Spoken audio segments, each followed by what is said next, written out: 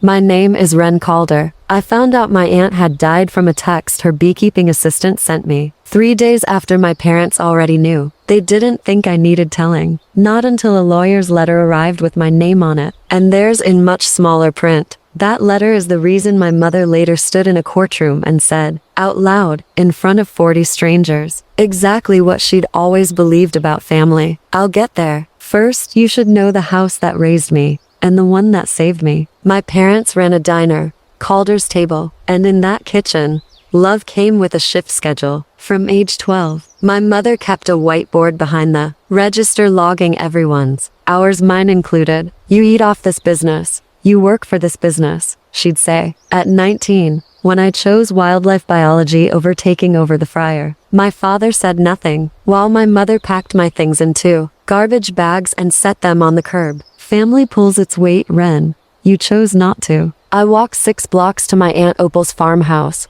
40 beehives out back. She didn't ask why I was standing there at 10 at night with garbage bags. She just handed me a jar of that week's honey and said, bees don't punch a clock. Come in. For the next 11 years, wherever I lived, a jar of Opal's honey showed up on my porch every single month. No note.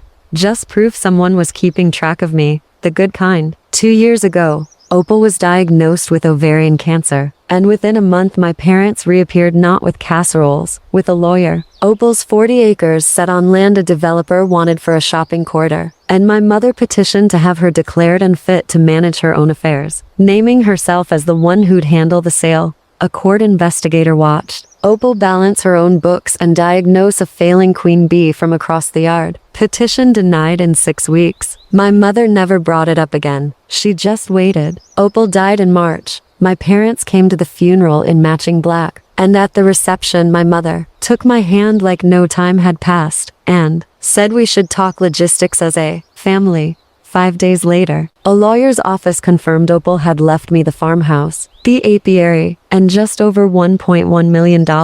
Built one honey jar at a time. To my parents, she left her mother's rocking chair, with the hope they finally learned to sit still. My mother smiled, squeezed my hand, offered to manage the transition. When I declined, the smile vanished. 3 weeks later I was served a lawsuit claiming I'd isolated a dying woman for profit. Then an anonymous complaint hit the state wildlife board, accusing me of profiting off rescued animals, freezing the rehabilitation permit. I'd earned over a decade of unpaid overnight shifts. Their settlement offer came next. Drop my claim, keep 20%, and the complaint disappears. If you wonder why I even considered it, some part of me was still 19 on that curb, still starving for the mother who used to braid my hair. I had the papers on Opal's kitchen table, pen in hand, when her old assistant Deb knocked, saw them, and said, she left you witnesses, not just bees, use them. I put the pen down. Instead of settling, I gave my lawyer everything myself, every detail before my parents could weaponize it, and waived confidentiality on the wildlife complaint so there was nothing left to threaten. We built a witness list, the county vet who'd backed my rehab work for years, 3 former Calder's Table employees who remembered that whiteboard, and Deb, who'd watched a honey jar leave that porch every month without fail. What my parents never knew,